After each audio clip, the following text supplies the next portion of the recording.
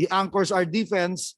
But again, today, as you notice, we subbed him out again in the fourth, and we couldn't get him back in because, again, the spasms, his back is acting up. So again, and we'll see again how it's going to be for the next game. But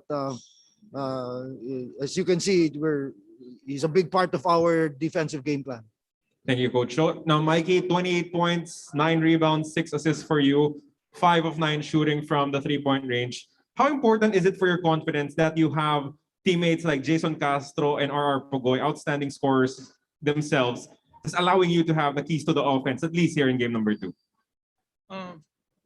I commend those guys. They're great people to learn from. You know, they've been in this situation before, and they're telling me to just stay aggressive and just keep sticking with it. And I'm just glad we could pull out the win. All glory to God for this, and it's a blessing. So we're on to game 3, and that's what we're going to focus on here soon.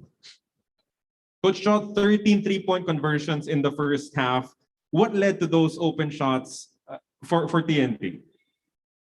Execution and selflessness. The willingness of our players to make the extra pass and find the open guy. We always say in our offense, the ball has energy. So if they're willing to share it and move, then we just find the open men. You know, that's what led to the hot shooting in the first half. But we talked about it at halftime. We knew it's not going to last. You know, and in the end, we're still going to find. We're still going to need to defend and rely on our defense to win the game, and that's what happened. Mikey, all game long, you were defended by Mark Baroka or Gio Halalon. Still, you put out outstanding numbers. How do you keep the energy high? Because, you know, they are subbing in and out while you stay in the game. You played 42 minutes in this contest. It's going to be a challenge, you know, but my teammates and my coaches just told me, just expect it, you know. It was something that we really couldn't game plan for, but until that tip finally happened, and then we just made our adjustments from there. I figured that if I just keep my composure and try to play through whatever's going on, I'll be fine. Thank you for answering those questions. Now welcoming our callers from Zoom, starting out with Bong Lozada. For Mikey, first off, congrats on the win. Thank you. Mikey, can you just describe how you are here in the finals? 2 games in, 20 plus points per game. What's it been like for you, just being used to this kind of atmosphere in this kind of situation?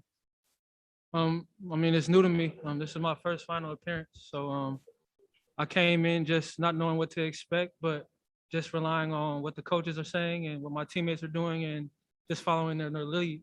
I mean, like Coach says, Kelly, Ryan, those are pivotal things, and they're trying to keep us all in line. And I'm just glad we got the dub today. And we got to shift our focus to game 3 and figure out where we can fix and where we can adjust and go from there. Thanks, Thank you, Mike. Thank you. For Coach Chot, of course, congrats po on the win. Coach, did you expect to rely on a rookie to deliver this kind of performances 2 games into the finals? No, we expected the team to come in and play well. And I think Mikey is the beneficiary of the team playing well. The teammates getting him the ball, delivering, setting screens, giving him space, and then also playing defense. Mikey is a big part of our offense. I think it was important for us in the first half that we were able to rest him.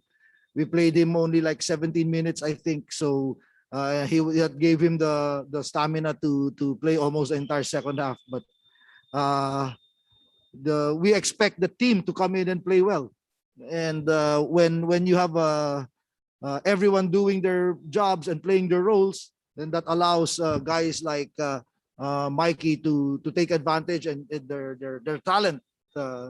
It leverages and it brings out their talents all the more. Thank you, Coach. Thank you, Bong. We now have questions from Ruben Terrado. Yes, congratulations po.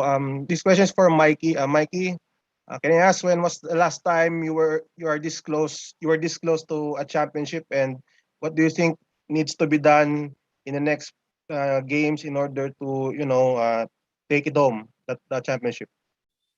Um, I really don't recall the last championship I've been a part of, um, aside from Mighty Sports, but that's not important right now. This is what we're focused on.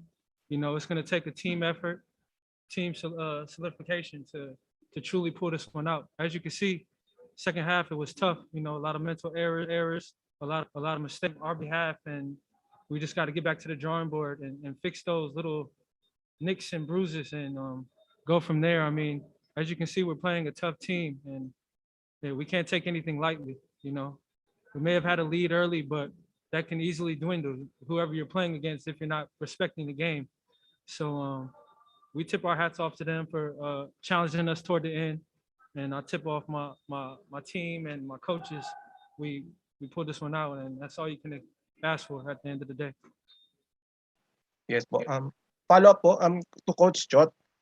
Coach, it has been reported that Magnolia is also having players injured. So, but still they've been playing well as well. So, what can you say about their effort, the injured players in this game? It's both teams. You don't get to the finals injury free. I don't think in any league. It's part of the game. It's part of the situation that every team in the finals has to deal with. And they have their injuries. We have our injuries. So in the end, if it's the finals, you just come out and you play your best, injured or not. We can't worry about that right now. We can't worry about who's not here, who's not 100%. We have to go out and play with whoever is here. And that's our only focus right now. Okay. Thank you, Coach Chot and Mikey, and good luck in the next game.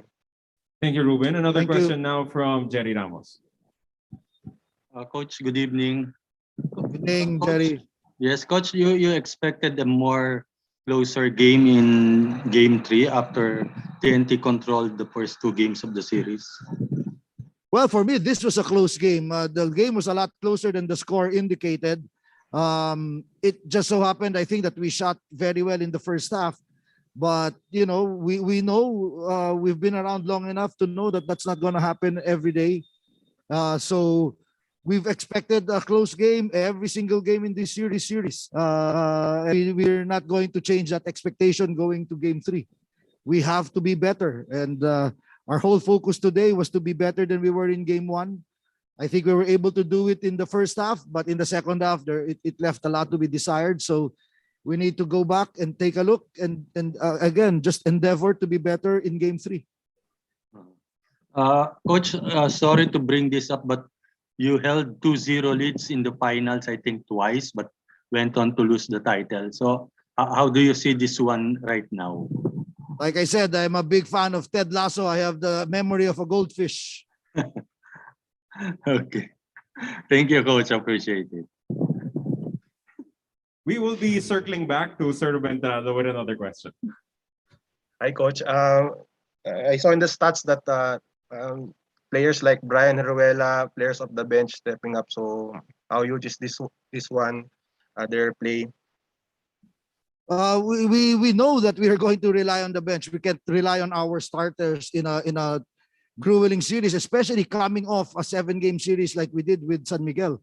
So the bench is a very big part of our preparation, and they are just as I don't even want to say just as important, because they are the team. When we look at our team, we look at 15 players. We don't look at first team, second team, and the like. We have a team, and every single player has to be ready to step forward and do whatever is asked of him when the situation is calls for it. Thank you po. Thank you, Sir Ruben. Next up is Mr. Jonas Terrano. Good evening po, Coach, and congratulations. Thank you. Coach, si Kelly, he was I think game time decision because of his back injury. Kumusta yung laro niya? In ilang percent siya during the game, condition-wise? What would you think? 60%? 60. Well, Mike and I think about 50-60%. But like I said, just having him in there, that's a huge presence, big factor for us. Every minute that he can contribute is golden minutes for Poi and Troy and the other bigs to get some rest so that Kelly is able to play. So we don't know again going to game 3. So we're just going to wish for the best. Thank you po, Coach.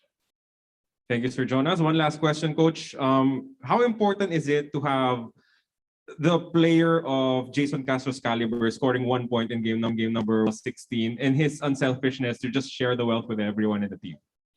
Well, that was my doing. That's why Jason Castro didn't score in game 1, because I sat him for the majority of the second half, and I did not play him anymore in the fourth quarter. If I had brought him back in, I'm sure he would have scored more than that. But that's just a reflection of the mentality in this team. We don't care how many points I scored, and you can ask Mikey right beside me. We don't care how many points we score. Or the players don't care how many points they score individually, because the only score that matters is the W, the score at the end of the game.